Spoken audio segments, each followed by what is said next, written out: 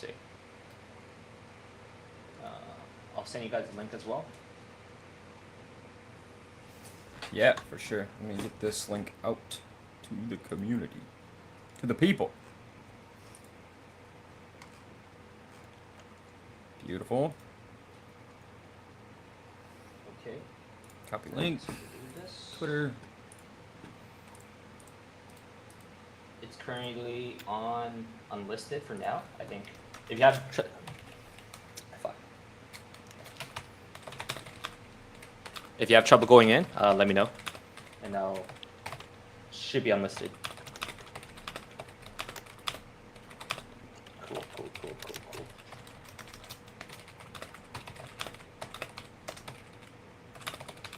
So Rob is hanging out in the Discord stage. That might be a problem because there's gonna be a delay on Discord. Right. To Gary, are you shadow banned? What'd you do? No, since I'm using my phone, I turned off my camera, so you're not. No. staring at You're my shadow banned phone. on Twitter. Wait, I'm shadow banned on Twitter? Yeah, you are. What'd you do to piss off the beast? Can't tag you. Maybe you don't really? What is your exact handle? Because I can tag you that way. Is it just, what is it, GPJ? At G Paul Jr. G Holy fuck. Paul Jr.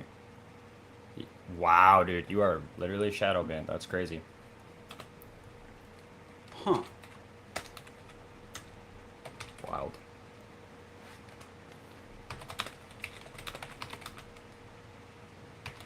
All right, Gary, could you somehow give me? Hey. Finally connected. Hello. Mic check. Hello. Wait, Gary. Mm-hmm. I can't put a live video on Discord for myself. Like I can't turn on my camera for Discord.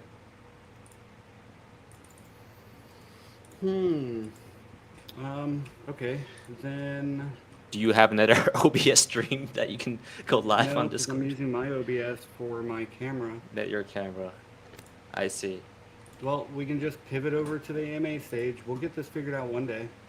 Fuck. Okay, but it's live on both YouTube and LinkedIn right now. So unless someone Yeah, gives but me that's not gonna permission help to. us get Yeah. on. Oh man. How come I can't? Unless somehow you guys give me access to present on stage. I don't know if I. That's the only issue right now. Hold on, let me see if I can do activities. Oh no, I'm on audience. You gotta put me on stage. Oh. Fuck yeah. Okay, there we go.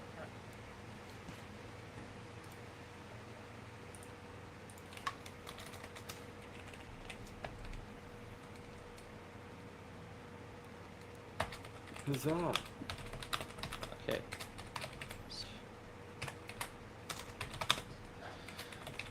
Oh man, how do I mute you? Oh. That way there I don't get it picking up through Discord Yo, and this through is- here. Yeah, I figured that out. If anyone can Cool. check on Discord to see if there's audio coming through right now, that would be amazing. I mean, I heard it. That's why I just muted you. Me? But you should only be hearing me on on Riverside because I'm invisible everywhere else. No, but see, I'm hearing you on Discord as well. Or at least I'm hearing myself on Discord. I don't know if I'm hearing you on Discord. No, Either way, I'm not muted there on you. Discord. We're good. Okay, we're good. Sick. This works. This actually works. I can also go live on LinkedIn. Just give me the word, and I'll start the live on LinkedIn as well, and then we should be good then. Yep, Cletus said audio is coming through on Discord. He can hear it. Cletus, do you want to join us? Atlas had something come up. So let me add you to this group. And if you can join Riverside, Cletus, you are welcome This is probably the craziest setup I've ever done. I literally see 4 screens of like the same thing. Yeah, no, same. That's I'm with you. I've got a picture-in-picture on the Discord over here. I've got Riverside here. I've got Google Meet and OBS over here. We're good. Sick. I need to take a picture of this. This is the big leagues.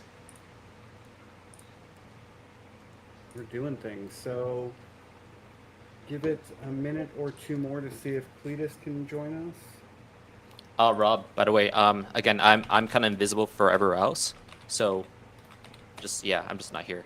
I'm just gonna jump in if there's any technical issue. That's all. Got it.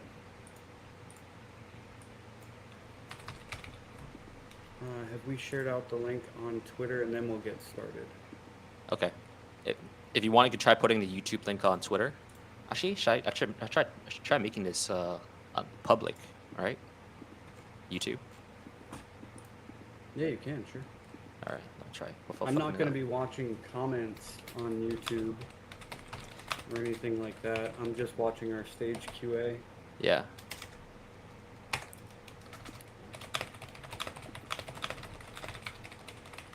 All right. It seems like I can't really change it live, so I'm just gonna leave it unlisted for now. We'll try that public in the future, because I don't want to fuck it up right now.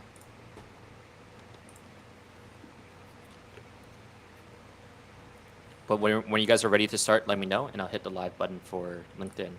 And yeah.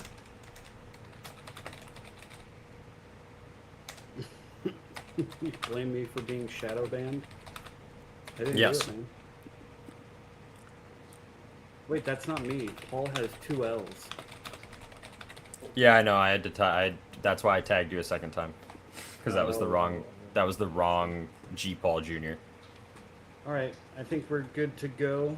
I'll do the intro, and then All right, we'll let's go. get into it. I'm gonna go live on LinkedIn in 3, 2, 1, and then you guys can start. Sorry, 3, 2, 1. Hey everyone, and welcome to Fireside Fridays. Joining us today, we have Wally from CryptoLink. Mac isn't with us today, but Rob is taking his place. Rob, it's been a while since you and I have been on an AMA or a chat or any of the things together. I know, this is exciting.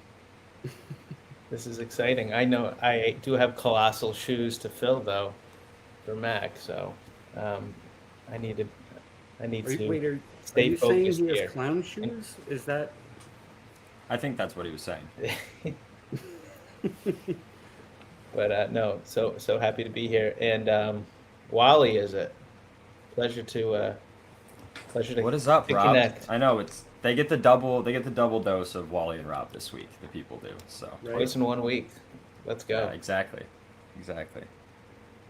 Yep, and we were supposed to have some others joining us, but you guys are hard at work. Atlas Always. is getting shit done. Always, man, always. It's always a tear between, hey, can we steal you for like a media thing, or do you have to do code things? And of course, there's always something that comes up last minute where he's like, this didn't get done, but it has to be done today. And it's like, well, Yeah. I guess you're stuck with me, people. You get Wally. I know you get your fair share of Wally throughout the week, but you get a little bit more here today.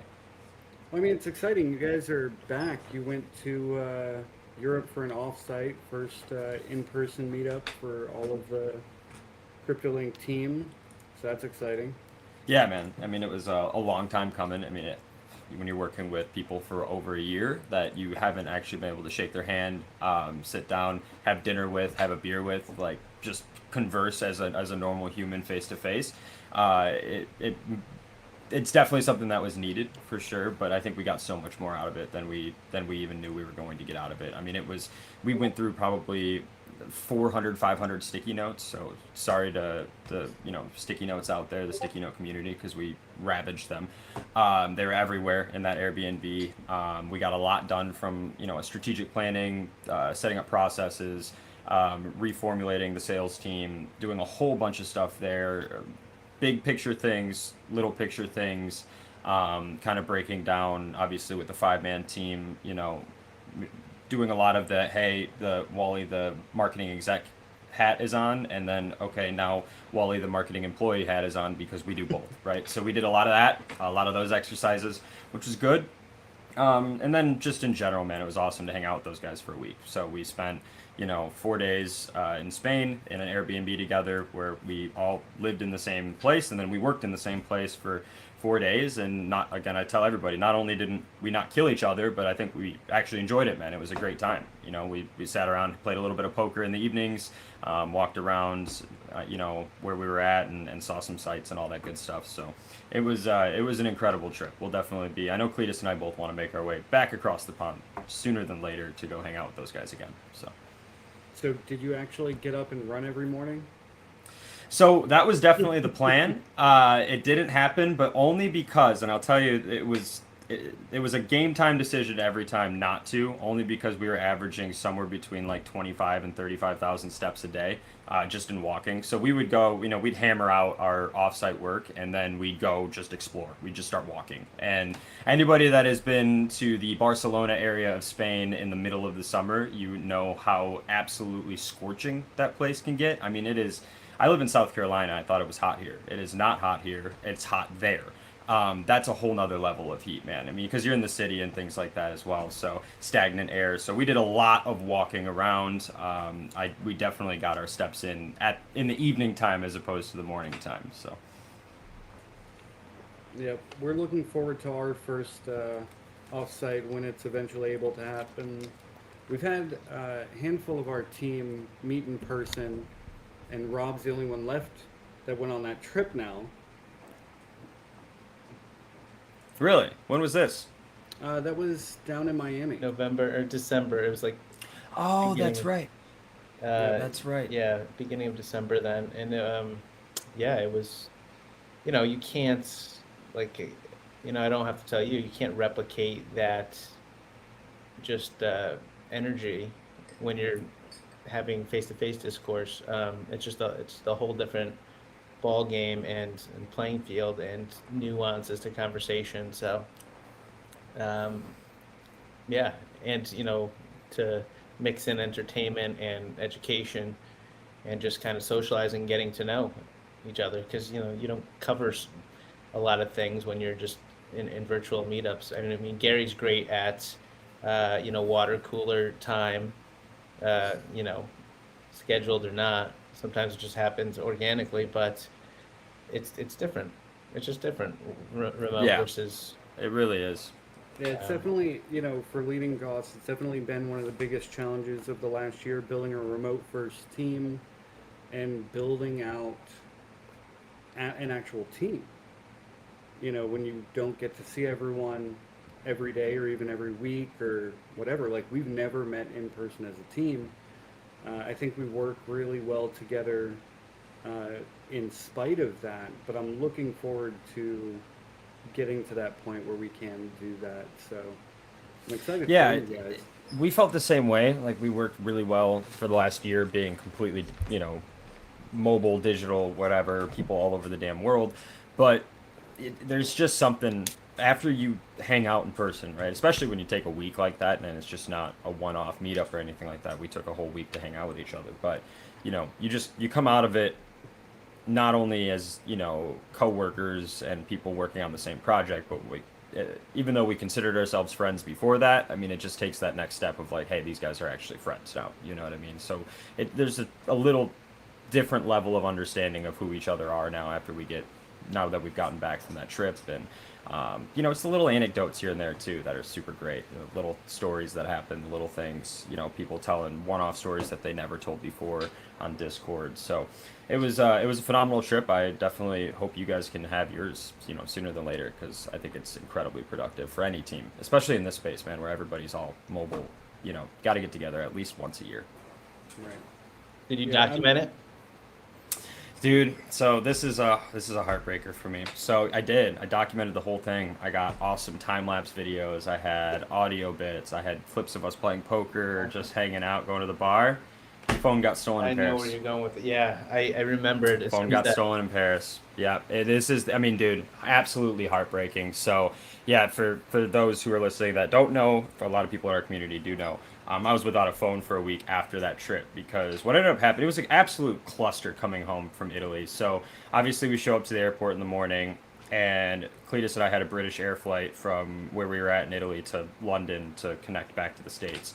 And we show up to the airport and our flight isn't even on the list. So we walk up to the British Air, and we got there well early ahead of time. You know, we did the trip right, where we weren't scrambling for anything. It was nice and calm trip for the most part. But then all of a sudden they're like, oh yeah, you didn't get the message yesterday, like your flight got canceled. And we're like, no, nobody got a message yesterday. We're checking our emails, no messages, nothing. So they did this whole last minute scramble to get us new flights, which then connected us through Paris, which I shouldn't have been in the first place. And we ended up in Paris, and as soon as we got through customs, just lost, had no idea where my phone was. I had it probably 2 minutes before that, and then during that 2 minute phase, it was just gone. So yeah, we lost everything that we got on the trip. I mean, some of the other guys got some stuff, which was cool, pictures and things like that. Obviously, me being the media guy, I was a little bit doing a lot more extra, not just a little bit extra. So it would have made for a really cool production, but looks like we'll just have to go back soon and do it again so I can re-get the content. So Atlas, if you're listening to this later on, let's plan another one of those because we lost all our content. So, but yeah, man, that was a heartbreaker. That was a heartbreaker. Sorry to hear that. Yeah. So now that you guys are back, refreshed, energized, I know we're working together on a bunch of stuff. But what's in the pipeline for CryptoLink? What do you guys have coming up, going on? Yeah, man. So we have a lot of things going on at the moment. So right now, we did just in Chain Reaction 2 weeks ago, I released kind of like a large overview of our pipeline right now. I liked what you guys did with that a couple months ago. Somebody on your team released like a pipeline overview of, hey, here's who's in our pipeline, here's where they're at. So we did one of those. So we're working on about 5 or 6 different integrations right now. So we're hitting the sales front heavy. That was our goal when we got back from Barcelona, was we wanted to reformulate how we were going to go about sales. And by sales, I mean integration. So that could be any to any, that could be TBAS, that could be any sort of our suite of products and services. And so we wanted to hit the ground running on the sales front. And so that's what we're doing. And we just had 2 great calls in the last 12 hours. One was really, really late last night, and one was early this morning for the boys. And apparently both of those went well. Part of what we did in Barcelona was segment our responsibilities a little bit more. So I used to be on a lot of sales calls. I'm not anymore. I do a lot of handling all the inbound stuff. So obviously marketing campaigns, all that good stuff. While Cletus is taking a lot of the outbound lead stuff. So he's building a sales team right now. That's kind of one of the big things that we're doing. I'm not sure if we've officially announced it, but whatever, we get alpha here on the Gauss Fireside Fridays. So we did bring on Lamp. For those of you who know Lamp out there, Lamp is now officially, his role's changed in the Discord, so I think I can air this out. But he's officially on the greater team now, and he's doing sales for us. So Lamp is a sales ambassador. And Jake Salthouse, if you're familiar with Jake Salthouse, he is also going to be doing sales stuff for us as well. So we now have 2 guys on our sales team. We have a process for onboarding them. We have a process for getting them up to speed, which is really cool. Things are definitely running like a well-oiled machine now, like we want. Processes are huge to have. So those are in place. And then on my side of things, I get to have the wonderful task of building out a greater media brand. So this has been on our radar for a long time. Really, when I first joined, when it was still printer, my first thought when I came to Atlas was, I think you need a media brand to push free value, to get people to get eyes on you. And it makes sense when you're a cross-chain solution like we are, where we don't live on one chain. It makes sense for us to push news media about everything in crypto, because it can always come back to CryptoLink, because we connect all these chains. So that was the original idea. It kind of got put on the back burner for about a year, and now I kind of have the go-ahead to build out this larger media brands. Chain Reaction, the newsletter, is just kind of the start of that, where we're dipping our toes into written content, but we're going to get into some audio content, visual content. I'd like to have a suite of media brands and shows and written pieces underneath us, and essentially have CryptoLink have its own news brand, essentially.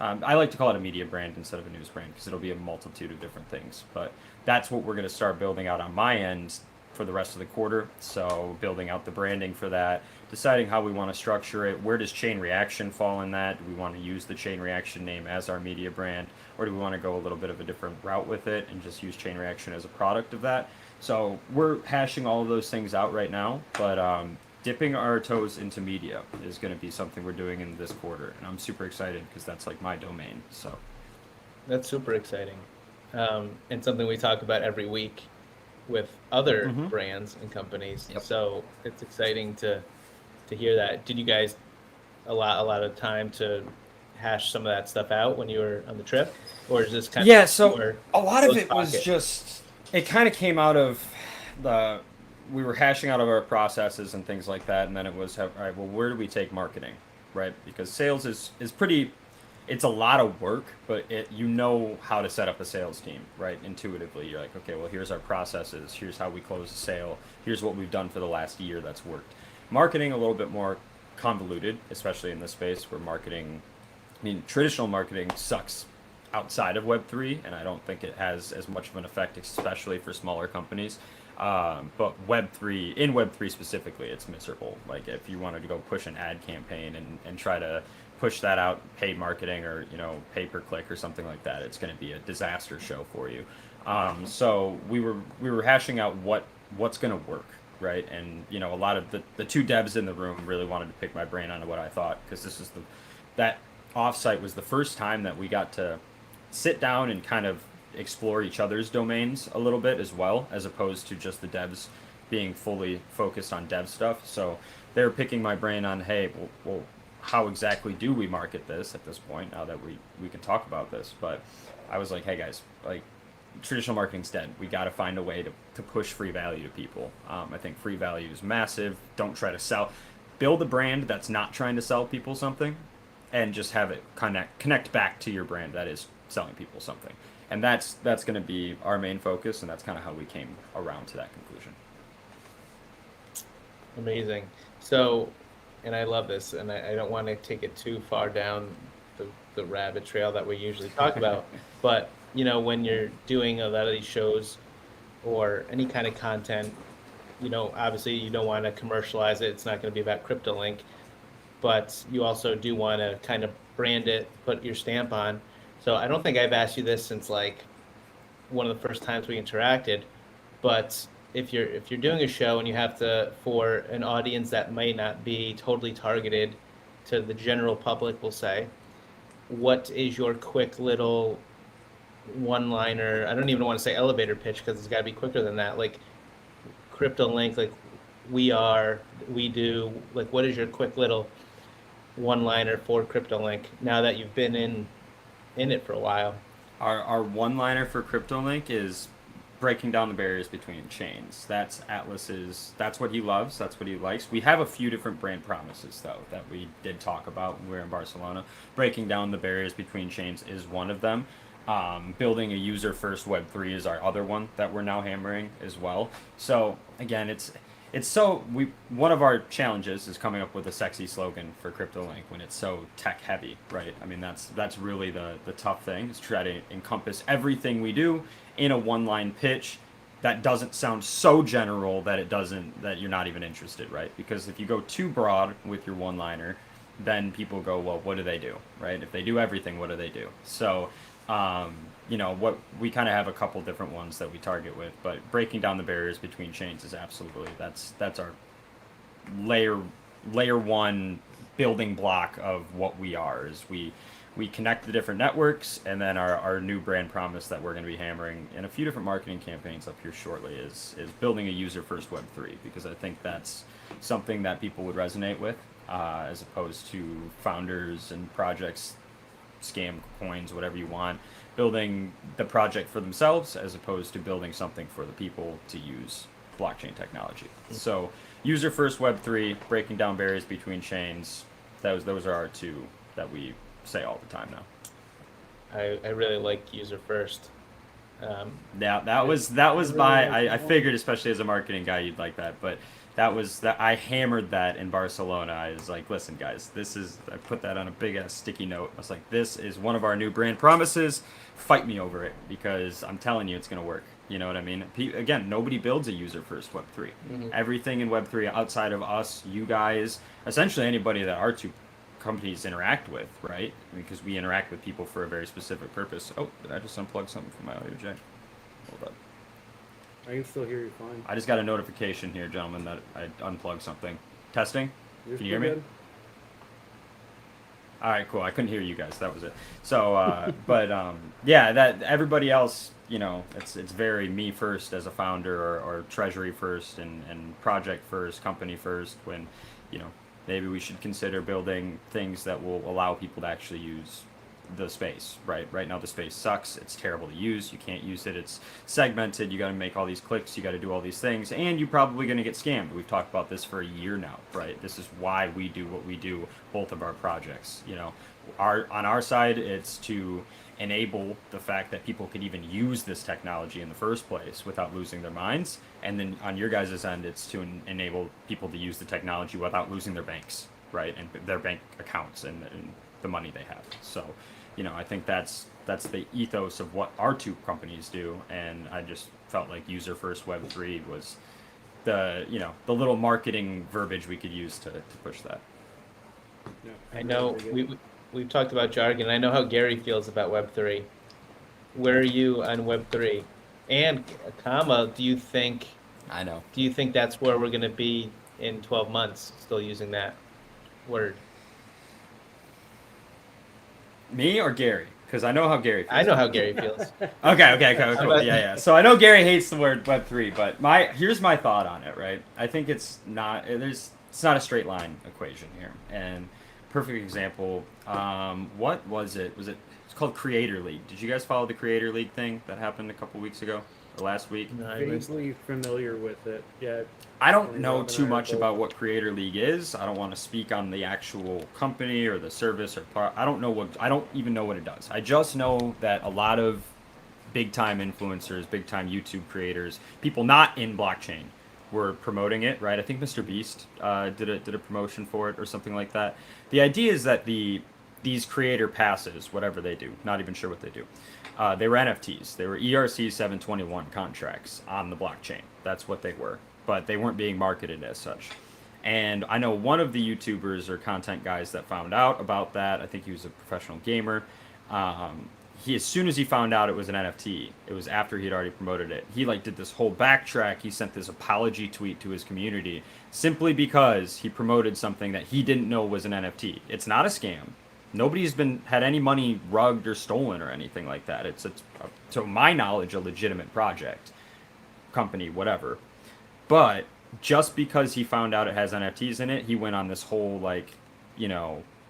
get on his soapbox and apologize to his community and get on his knees and ask for forgiveness. And so my thought is that clearly NFT has to go away. The word NFT needs to go away, and frankly blockchain maybe even as well, because he said NFTs and blockchains were both in his tweet of reasons why he wanted to distance himself from this project or this community. So eventually I think it's all going to die. I mean, blockchain The tokens. terminology. Yeah, the terminology, not the tech. Sorry, yeah. Let me clarify. I wouldn't be working here if I thought the tech was gonna die. So let's just get that out of the way now. When I say it's gonna die, the verbiage is gonna die, right? It's eventually all gonna get filtered out at some point when people just are using it. I do think you got to use a little bit of it now sometimes when it comes to marketing to people within the space. Otherwise, they don't know that you're talking to them, right? So when you're talking about people that are already here, you got to use some of the verbiage. When you're going for the masses that are outside of Web3, or you're trying to build a product that brings people in, I think you got to change the verbiage for sure. And again, I don't know. I don't have the answers to what verbiage or how to do it, because even this Creator League tried to do it, right? They tried to get rid of the names. But as soon as somebody did a little extra digging, saw blockchain somewhere on the page, or found out it was an ERC 721, the dude had a conniption, right?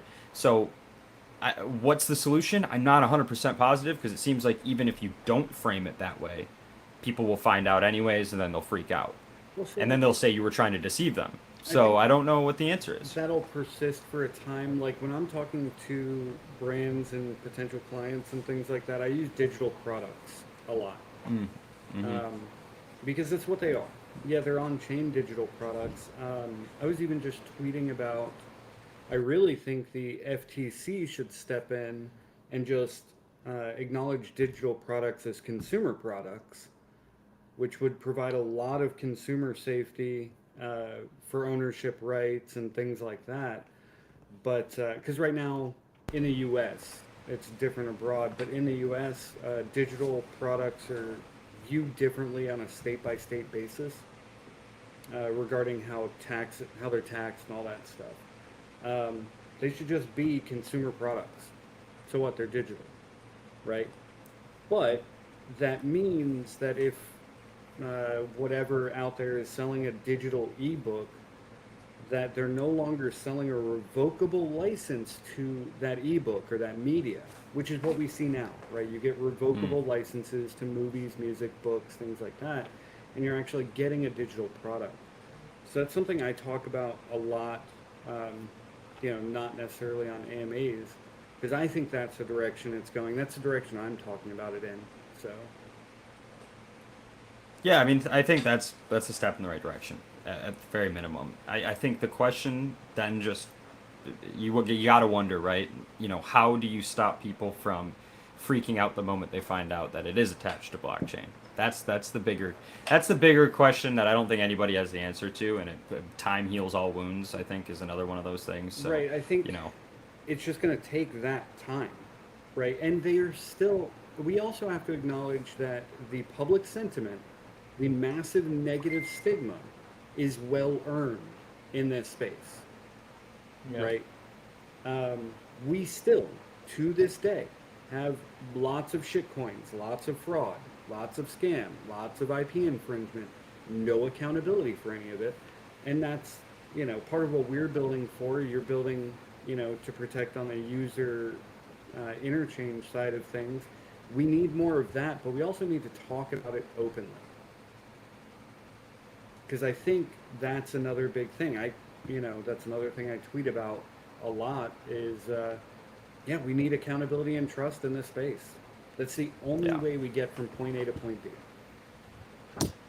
I just saw this artist that I follow. She's a pixel artist, or they're a pixel artist. I don't remember their pronouns. But anyway, so great artist, but retweeted something about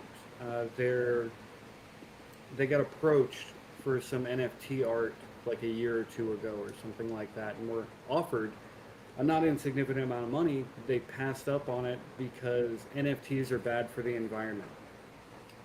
That's true on Bitcoin. For ordinals, it's not as true as it was for Ethereum, and it's not true at all for just about every other blockchain, right? Right. But you have a lot of those types of sentiments that are going to still linger. So it's just going to take time and doing shit right for long enough. Time's a funny thing, Gary. Speaking of time, how much pain is the space in for in the last quarter, you think? Of this year? Yeah. I'll speak more broadly Okay. and answer that question. I think the next year, the next 12 months, now through next June, July, is going to be rough macroeconomically. I think the larger market is in for some pretty big hits. I've been right about the macro market, but not right enough over the last year. I knew it was going to be bad. I didn't know how bad. Right? And I think it's going to get worse. I think the blockchain market is finally going to divorce itself, or start divorcing itself from the halvening schedule. Just because I don't see this industry breaking away from the entirety of the trillions of dollars of other markets out there, right? It's not going to have some big rally like a lot of people in this space want it to. Believe it will, just because of a 4-year schedule, going to be not great for a time. Less Yeah, not that's what great it than seems is. like. It seems like it's getting uglier and uglier, man, by the day, for sure. Why? I'm just curious. Why do you say like June, July? Why do you say like 10 months versus 3 versus 18? Well, I say 12 months. I think there's going to be some things that pivot into next summer. A lot of it's going to depend. I think we'll wind down the Russia-Ukraine conflict, that war, hopefully within another year, which will start to help heal things for the global food market. Um, and everything that trickles up and down from that, right? Like the nitrogen, uh, fertilizers and things like that, that are all tails ahead of what food markets are going to do. Um, I'm also hoping that climate change just doesn't get progressively worse at an exponential rate, right? That's a hope here. So I think the food market's part of it. I think global logistics becoming more and more automated. I think and this isn't, you know, all going to be solved in a year, but you're going to see more solutions coming out in the next year and being adopted, especially abroad, especially in Europe. And I think also the biggest thing is that I think we're going to hit a point where something fully breaks in our domestic economy in the U.S. It might be housing. The housing market might fully collapse, or real estate in general, because commercial real estate's still, suffering pretty heavily. A couple other things, but I think something's going to fully break. We're going to lose a couple more big banks, and the Fed's going to pivot off the rate hikes, and then they're going to start printing money again. I don't think that the world's going to be a better place in the next 12 months. I think that the money machine will go burr again. Right? It'll be worse longer because of that, but they're going to ease up on the pain because that's how modern monetary policy works. Right. I don't mean to be bleak. Like Sim tried to put No, me in this position to answer these questions a year ago, and I was very reticent of talking about it because I look at things as a big machine. Everything is part of a big, big machine. Everything's a cog in a machine. And if you want to find where something's going, just pull at a thread and just keep pulling. Find a thread and pull. Just keep digging and digging and digging. And you'll find a lot of these things that, don't seem entirely tied together. But again, I'm not going to say fully predict food pricing a year out because of nitrogen pricing, but you can kind of predict some interesting things with those earliest threads, right? Before Russia invaded Ukraine, nitrogen was spiking November of the year prior, right? So we already knew globally the food prices were going to be increasing. The fact that Europe's bread box got invaded only worsened that, right? So that's some of the whys. There's a lot more to it, but that's some of it. Well, we shall wait and see. Yep. Yeah, man, it doesn't look too great, but I always like to hear Gary's opinions on these things. He's always got a much more in-depth perspective on the macro than the average person in crypto. That's for sure. So Gary's a That's for sure. Gary's a very bright guy with a unique perspective. I agree, and Very sound. I'm not trying to hijack your guys' show, but I do have, since I didn't chat with you guys this week. I chatted with Rob. I didn't chat with Gary this week. But did you see the ETH ETFs that got filed yesterday? Yeah, what is that, number 7? Yeah, it was ARK and 21 shares, I mean, I think. have any of them gotten approved yet? No, but the interesting thing is that it was the Chicago Exchange Board of Exchange, or whatever the hell it's, the CBOE, filed some specific paperwork that forces the SEC to have to look at a rule change to allow ETH ETFs. So the previous filings were like S1s, which means that it's the entity filing with basically stating their intentions to list on an exchange, which the SEC basically just, they don't have to look at that. They just can tell them to F off, and basically what they do, which is we'll act when you act, which normally results in them bringing sanctions on somebody. But this other filing from the Chicago board forces the SEC to actually act on it, because it's a request for a rule change. So the SEC has to do something. They can delay it like they're doing with the Bitcoin ones, but they do have to do something, as opposed to letting it sit. Like I think Van X had a ETH ETF sitting there since 2021 that hasn't even been looked at. So Let me ask you this in response. Do you think getting derivatives markets up and running for anything in crypto will be a boon or not? And why? yes, I do, because I think it legitimizes it to a lot of people. I think there's a very large portion of people out there. People like my grandfather would be one of them. I have this conversation with him fairly regularly, because we live in the same area now, where for some reason, when the government says it's okay, people now are cool with it. And especially a lot of old money is cool with it once the government says it's okay. I think there's a lot of money that does it anyways, that says, hey, I'm not going to touch it until the government says it's okay, and then they're doing it on the side. There's plenty of that. We all know that.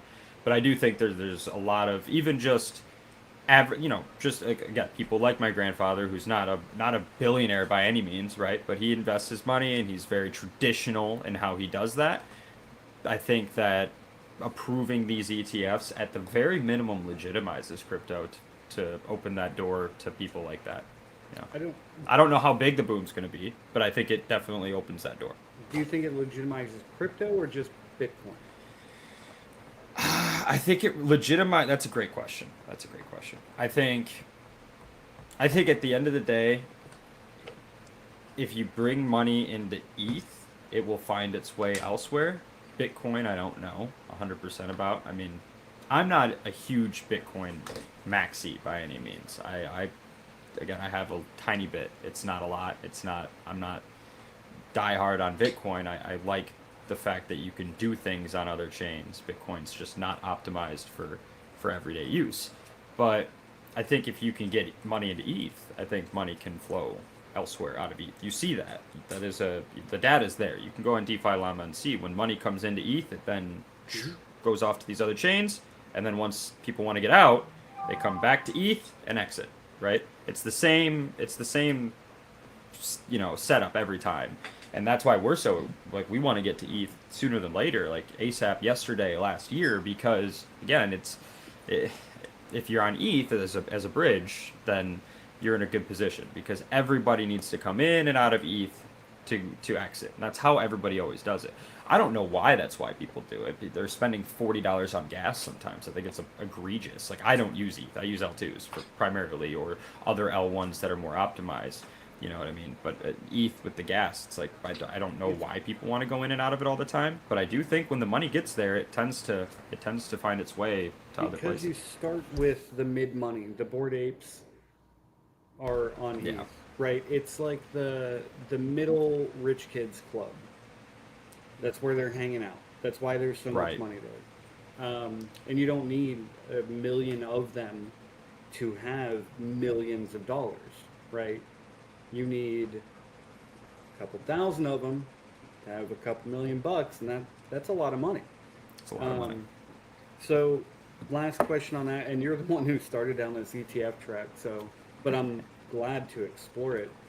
Do you actually think that legitimization happens because of an ETF, or legitimization regulation must happen before we even see ETFs being approved? You're saying clear framework from entities like the SEC, the CFTC, things like that? It's a great question, man. That's a very good question, because you can't build anything in the space until there's a framework, right? Because as we've seen, the framework right now is stay within the framework. What? What? How am I supposed to stay within the framework that you didn't? Yeah, just stay within it. We'll tell you when you leave. Just you drive know? down the And- road doing 70 with your lights off, no moon. Yeah, exactly. They're like, listen, and then they, and then you crash, and then they pull you over, and they're like, what were you doing that for, you idiot? And you're like, it's what you told me to do. So yeah, I agree. I don't think you can have a ton of large entities building in the space until the regulation makes any sort of sense, because especially like a company like a Google or something. I mean, we as a team we were reading Scaling Up by, I don't remember what his name is, Vern something. And in that book, he mentions that, it's when the larger companies are at a disadvantage in the new industries, right? So when Uber first came out, like Google could have done it better, right? Google could have started their own Uber when Uber first started, and they could have done it a lot better than Uber did, because they were freaking Google and they have billions of dollars, right?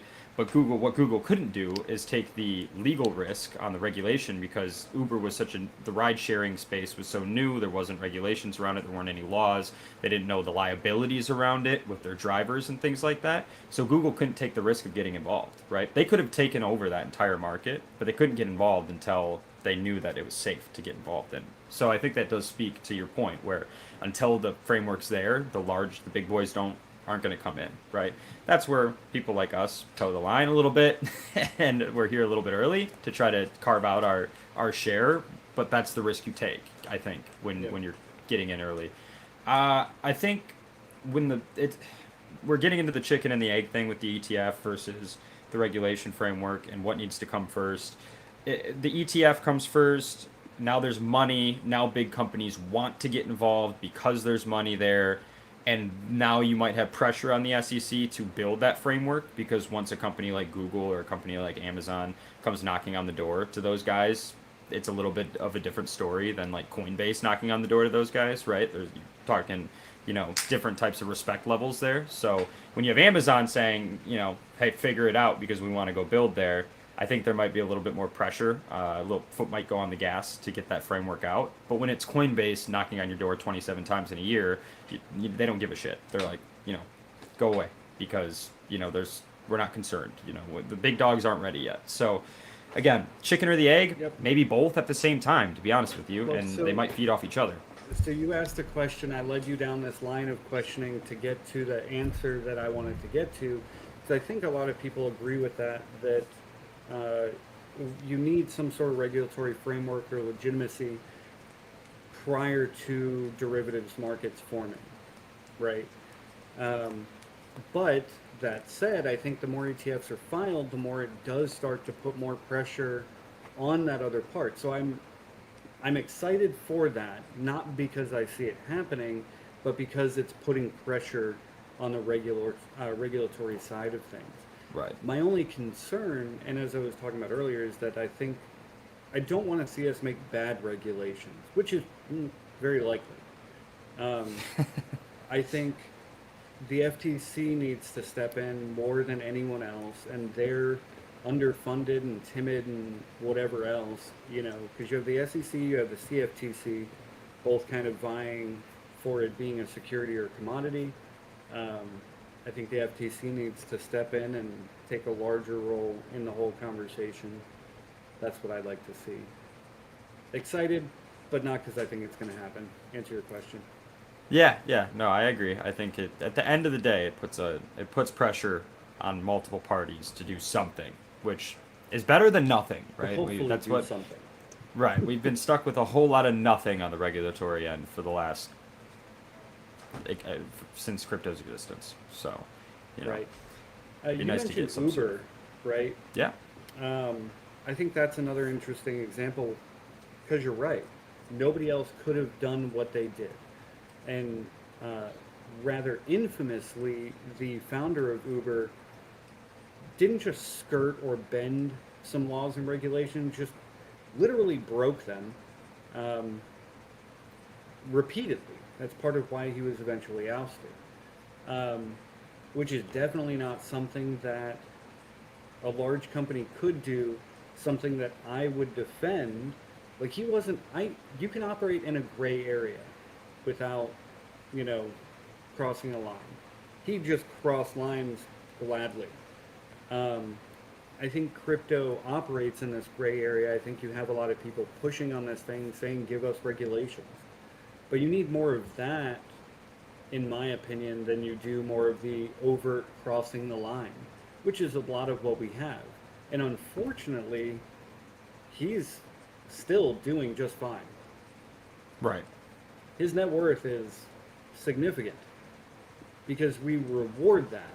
So I think crypto, because there's so much scrutiny, you know, it has to be so much more above board to really get there. Use the marijuana industry, for example, right? They're so much, like they're so scrutinized because of where that market came from, right? It was an illicit substance. It's still not federally legal. So Right. they had Just the stigmas. Yeah. Yeah, so I think that's a route we're going to end up having to go, is for a time we're going to have to be so far above board to get to that's- legitimacy. It's an interesting thought. So essentially, we're starting with like negative 50 points. So you Yeah. essentially we have to go way above and beyond what anyone else would do Yep. in order to legitimize it. That's an interesting take on it. You know, Yeah, it I definitely don't- makes it harder for sure. It's not makes it a little bit more difficult. Well, that's part of the reason why we're going the directions we're going. It is significantly harder. We could have hired influencers at any point. And I think in the end, you'll find that actors and influencers won't be held personally liable for doing their job in promoting a thing and acting. But they can't personally support an investment product. And a lot of these things in this space are unregulated securities. Look, Right. we're all in blockchain. I think that's something we have to admit as well. If you're talking about yields, if you're using the language that derivatives markets use, if you're promoting profitary, systems or gain or things like that, shares in a thing, you're an unregistered security. I don't think Gensler's right that everything is. Many probably are. Right.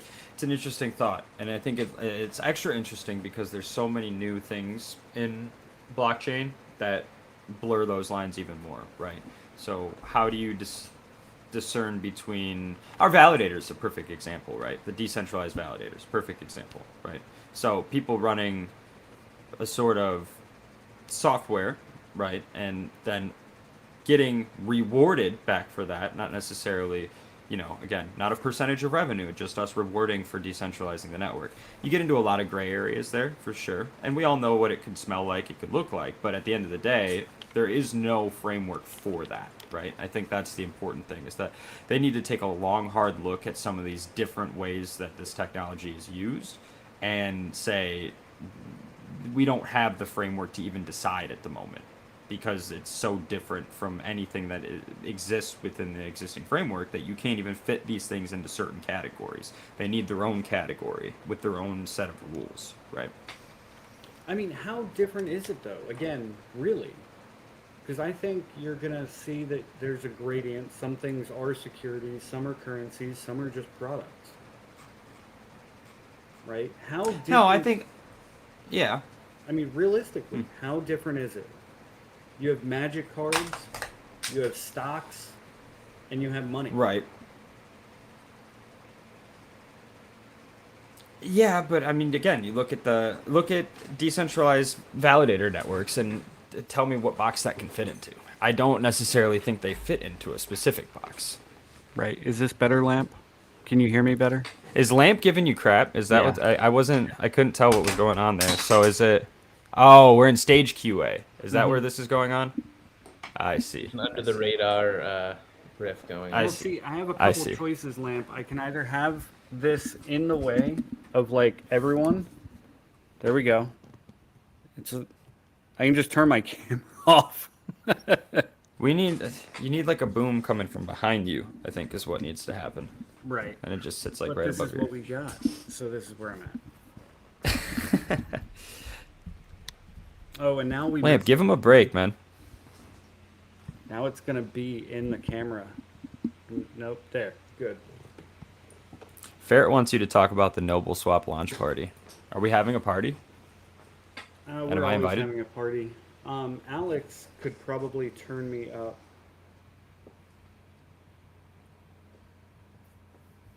Because he should be listening in. But we're at like the end of the AMA, so that would have been really awesome.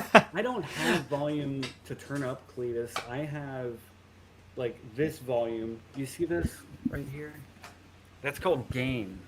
That is not volume. That is gain. Gary, you're at max for me, so I can't turn you up. See? So yeah, it's just I need to be closer to the mic. But that's all. I'm talking at a decent volume too. No, Yeah, I think Lamp, turn your Cletus was volume up. telling Lamp to just turn his volume up. Right? What are you doing? No, Lamp? but Gary, I think you have Come on, some Lamp. background noise. Outrageous. But next time, just do it closer, I think. What's the problem? If we're gonna be on camera, I have. I mean, I could bust out the table stand for this thing and go after. You need one of these, man. This is You what I need a- got. You need a Spaces. headset. You need these guys right here.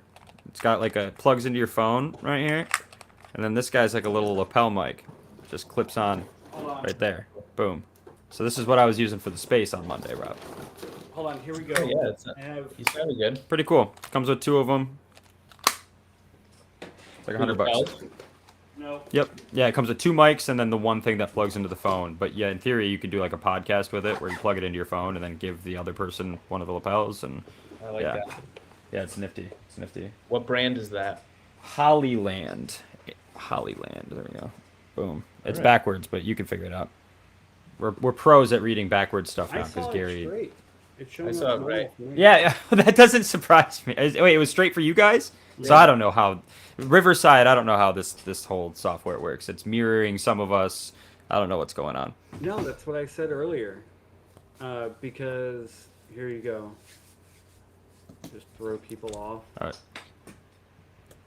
Yep. Just as an aside from what came up a little while ago, I can't remember what network, but there's a great show called Super Pumped about the origin of Uber, and Joseph Gordon-Levitt plays Travis, and he does a really nice job. So, It's like a dramatized show. Okay, yeah, this looks cool.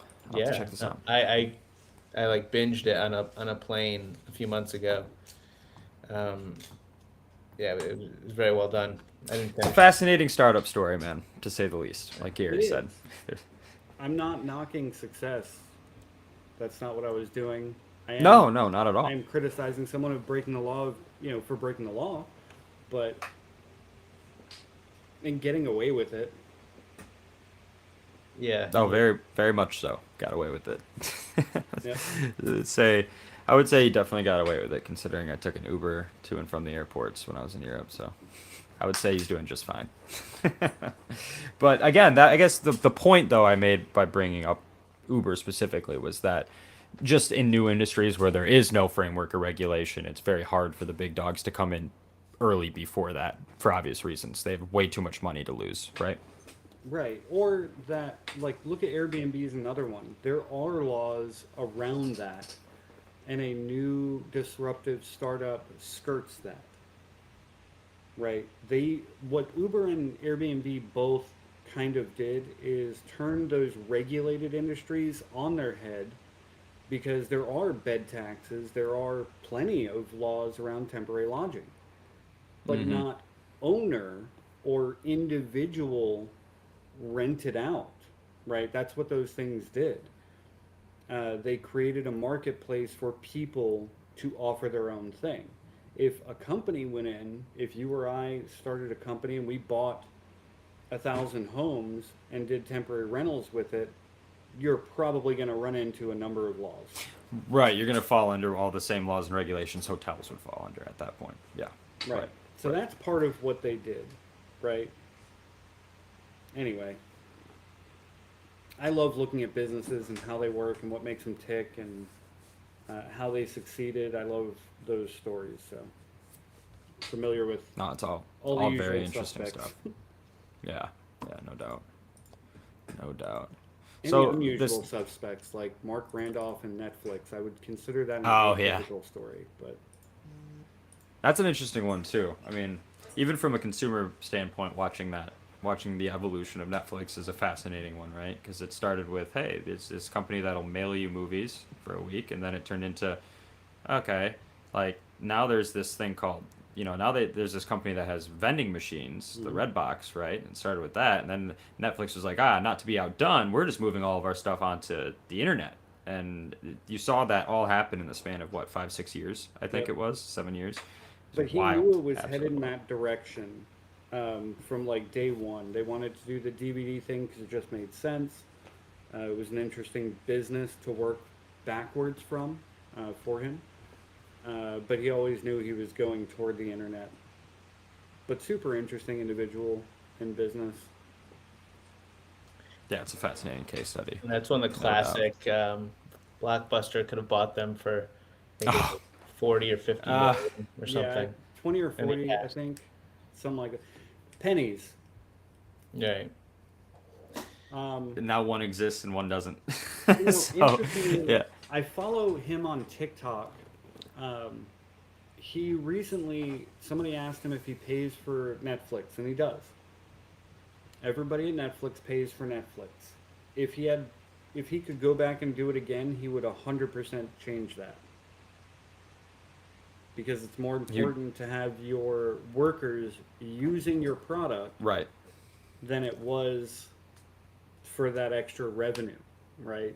Or any That's a other good point. reason against it. So interesting Very good takeaway point. from him recently. Very good point. So Noble Swap launch. When is that? When do I get my party hat on? 4 days, right? Today's 8. 4 days I get my Yeah, party next hat on. Tuesday. When Noble Norbert hats though, I don't know. What do you want? Like a dunce hat, ferret, That's exactly party what he hat, wants. trucker hat? What are you wanting? Because I can make you a printout like party hat or dunce hat. We can get that done real quick. Yeah, that's just thing. We just fold that up. Be good. Pretty easy. This has been awesome and fun. Cletus got warned by your Me6 bot. Nice. Reason, capital letters. Yeah, I've been there too, So did Cletus. Lamp. I learned that the hard way in that damn Discord. Yep, Lamp did too. If you scroll up further. Well, Lamp lives his life in Ferret capital might letters. have had So. the best idea to just hide the mic in my beard. Just Well, maybe just flip it. Can you like flip it and then push it up through the beard from the other way? Yeah, there you go. And then it just sits. There you go. It's you can't really tell. I'm just saying, like It blends in pretty well. I approve. the media guy pops in for a quick second. I love it. That could be a great PFP or avatar picture. That would be pretty good. Camera in the That would be beard. pretty good. I Speaking of muted it in that PFPs whole and process. avatars, I just succumbed to Twitter Blue, gentlemen. I can't change. I'm no longer allowed to change my avatar. This is something that bugs me. I'm just gonna throw this out here now. Do you think it's absolutely ridiculous that you can't change your avatar without losing your check for like a week? It's Yeah. up to a week. But like, how are you supposed to participate? I mean, everybody knows on Twitter, it's been like a thing for a decade, right? There might be a trend. Everybody might change their profile picture to some variation, right? Or if it's the OPEPN thing, right? Like it was a craze for 2 weeks, right? Very good for engagement to change your profile picture, but you can't. Otherwise, you lose your check. It's like, what the hell? I don't know. Twitter needs, or X needs a lot of work. Yeah, it Still. does. Me and Drew and I just we spent yesterday about 2 hours digging into the algo code because it's open source, and there's some interesting things in there for sure. That blue check means an incredible amount. It's the difference between starting at 100 page score and 0 page score on a scale from 0 to 100. So Maybe that's why I'm you shadow banned. Yeah, I just paid for it on my personal as well. So I would suggest to gentlemen, you literally, if you don't have a check, you start at 0. If you do have a check, you start at 100. So Well, there see, you go. And then, I had the check, then we got Twitter org verify, the yellow check for Gauss. yeah, right. But I was like, that's not worth a grand a month uh, in this market or anything else. So maybe I'll go back to the personal check because what, $8 or something. But It's $8. Yeah, yeah, yeah. It's all the world of the difference, man, in that freaking algorithm. Yeah, we learned some interesting things. I'm gonna send you guys some notes, some personal notes. It's the secret sauce. We can't air it all out on the Fireside Fridays, but you guys will get some of the secret sauce that Drew found. It's nice when you get a developer in there and he's looking at it. He's like, "Oh, this is interesting," and then he's like, "Okay, this line." He goes line 35 to line 38, and he'll just explain to me what it does, and I'm like, "Oh, okay, okay." We're gaming the system a little bit, so. so last question. Mac usually asks personal questions. We start off with personal with the trip to Europe. We're talking about algorithms. I think between Twitter, Facebook, YouTube, TikTok, I personally think that TikTok has the best content algorithm out there. What are your thoughts? I completely agree. I completely agree. To the point where, on multiple occasions in my life over the last 5 years, I've had to delete the app because it's the algorithm is so good Too that good. you will swipe, swipe, swipe, swipe, swipe, swipe, and it's just those tiny little bite-sized bits of content. So in your brain, you don't feel like you're sitting there for a long time. And next thing you know, dude, you could lose an hour to that freaking app. I'll tell you. And that means the algorithm is good. You Oh, know what I yeah. mean? I mean, it means But they're doing their job. evolves. They're doing a damn good job at It it. evolves over time, really sneaky and well done. Whereas YouTube, if I watch a YouTube video, my feed, because I just recently turned on like the content aware thing or whatever, so I wanted to see if that improved it. It doesn't. It's worse. It's so much worse. I watched something about game design or a specific game mechanic, and now I've got 80 suggestions about that. And I'm like, I don't fucking. That wasn't. Yeah, you're like that wasn't the point. That's not what I now know about that specific mechanic. I'm not. Feed me other stuff I might be interested in. No, I completely agree. Yeah. YouTube's algorithm is not very good. It's No, also outdated. YouTube, they're a great platform. I agree with everything Mr. Beast has to say about YouTube, but content algorithm wise, not the greatest. Facebook No, is and just off a cliff. I feel like Facebook they is. I don't even know. And again, that company is taking weird pivots. Anyways, I'm not even sure how important that platform is to them anymore at the end of the day. So, yeah, I'm not. I'm. It's a weird one. Meta's an interesting company for sure. I think it was, but it was you. Wasn't it you that we were talking about in a meeting a couple weeks ago, where you're like, dude, I bought a mattress, but now for the next 3 weeks, I'm getting. After you bought the mattress, you're Yeah. getting all these mattress ads. It's like, dude, obviously the algorithm's a little broken, for even Google, right? Because they're just behind. The algorithm's behind, which makes it kind of useless on some of these, Right, and platforms. that's, I mean, I brought that up because I've used it before because marketing itself is broken. Right?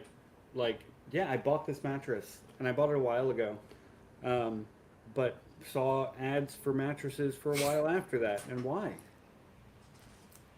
Like you were literally the last person they should be pushing it to. You just exited the mattress market. Like you just walked out. You're last in line for a new mattress now. Right. Like, but they still It's want to like push trying it to to you, sell man. a car to somebody who just bought a car. Right, exactly. And that's where I think you're right. TikTok is, it's almost like every swipe and every second is like live recorded. You know what I mean in their algorithm. So that last second you just watched is already changing your algorithm. And I Right. think it's definitely on top of it. I don't know. I've battled with the whole how beneficial is it for blockchain stuff right now, and I don't know how beneficial it is, to be honest. I don't really know even what kind of content you put out there from a blockchain perspective. Obviously, news and media would be the easiest one, but when you have a platform, the question is how to frame the content on TikTok to make it worth your time to using it, because it's so good at getting content in front of people's faces. The question is how do we use it for our own good in this space? So. Yeah, I don't know yet. I just know that on the consumer side and the developer side, and the marketing side of things. Like they're fucking doing it right, and I think the other big fish need to figure it out because they're Oh, so 100%. bad. It's not even that like TikTok is good because they're really fucking good, but they're up here with their content algorithm, and YouTube, meh, Facebook go well below the camera. Right. But that's, I mean, again, it could be a product of a lot of different things. Like YouTube, for example, perfect example. I just switched from Spectrum to YouTube TV so I could watch NFL football. So they're doing so many other things, right? How important even is the YouTube platform to them when they have YouTube TV, which might even be their breadwinner at this point, just because they have the deals with the NFL, they have deals with the NBA, they have all these other deals. Like NFL Sunday Ticket is only on YouTube TV now. I mean, they have these crazy things going on. So it makes you wonder how much effort and time they're putting into the actual original YouTube platform versus some of their other products that they're bringing out. Rob, final questions. Wrap it up in the next couple minutes. Final questions. Do you guys have a signature, like final question, generally? Or? No, we don't. I mean, we're still working into this format and learning it and feeling it out. So, Final question. yeah, like this is Hot Ones, Final Dad. Final. What? Well, you just mentioned football, and I have to ask, what is your, being that you're a South Carolina guy? So I'm What from is your Michigan, NFL lived in team? South Carolina. I watched the Lions. I'm not a Lions fan. Didn't grow up a Lions fan. Grew up a Pittsburgh Steelers fan. My grandparents from Pittsburgh. Okay. Lived in Pittsburgh my whole life. So yeah. Yep. The Lions had a big. That's a pretty good. I was showing happy last night. for him, man. I was happy for him last night. That was a big W for the same old Lions up there in Detroit. So it's good for them. It's good for my friends back home. I think it was the first game of the season they've won in quite some time. So it was good. There was some happy group texts going around last night. The boys were happy. It was good. It was good. It's always nice to see the underdog. Absolutely. Prevail. And then I know, are you a Jets fan, right, Rob? Yes. Yes, dude. I will be rooting for the Jets on Monday of this next week because I watched the first episode of Hard Knocks this week and I'm sold. I'm sold on the team, sold on everything. I'm like, you got me saying Jets Jets now. Like, I don't know. Yeah. I mean, I think they've got a lot of fans, and like I got Max just for that, and it just, like, from a business perspective, isn't that's so powerful, and I'm just trying to think of that in blockchain terms, like what can you have or offer that's going to make someone want to join your chain, join your whatever, join. That's a great point. Literally, they have thousands and thousands of people buying Max just because of one show that's Yeah. on there. And That's how it. many people are going to get YouTube TV now just Because to of get the NFL Sunday Ticket? I'm telling you, I guarantee Right. a lot of people. I'm telling you, a lot of people. Look, dude, we can turn sports into business talk. It doesn't always have to be just football. I mean, everything has that thing, right? Like Paramount's Star Trek content. Yep. Disney Yep. has plenty of. Dis- But like you go there for Marvel, any of the Marvel stuff. Netflix, those originals do carry the thing. Yeah. Yeah, that's a good point. And then also just taking over certain, like YouTube, making that deal with NFL Sunday Ticket, like bringing them into the fold, taking them away from, Spectrum or DirecTV or whoever else they were working with before. It used to be DirecTV. I don't know who had it before that, but yeah, those types of things, you can capture an entire market. When Star Wars or Disney bought Star Wars from Lucasfilm, right? I mean, how many more people are tuning into Disney Plus now because of Star Wars stuff? That's me personally. I mean, I like Disney stuff growing up, right? But it wasn't a ton of Disney stuff I was watching in my older age. As I get into college and out of college, I wasn't watching a ton of Disney until they bought Star Wars, and now I binged the first 4 episodes of Ahsoka last night, so on Disney Plus, right? So it's pretty intelligent for these companies to start consuming some of these other IPs. Yep, everything will be media companies in the end. Well, I gave you guys the alpha at the beginning, so. You did. Good. It's been For sure. awesome. Thank you so much, Wally. And thanks, Rob, for co-hosting Yeah. with me this week. Yeah, of course. Anytime. Thanks. Thanks for having me, and thank you, Wally. Good to change up the format. This video. man. Dude, thank you guys for having me, because I'll always come on to a Gauss event whenever you guys want to have me, so you know that. But thanks for having me on Fireside Friday. Sorry we couldn't get Atlas in here. Like I said, some sort of dev thing came up, and that's out of my domain of control, unfortunately. But Just be I sure and hope, spray him with a water bottle for us. And yeah, I know. You just got, hey, bad. Now go code again.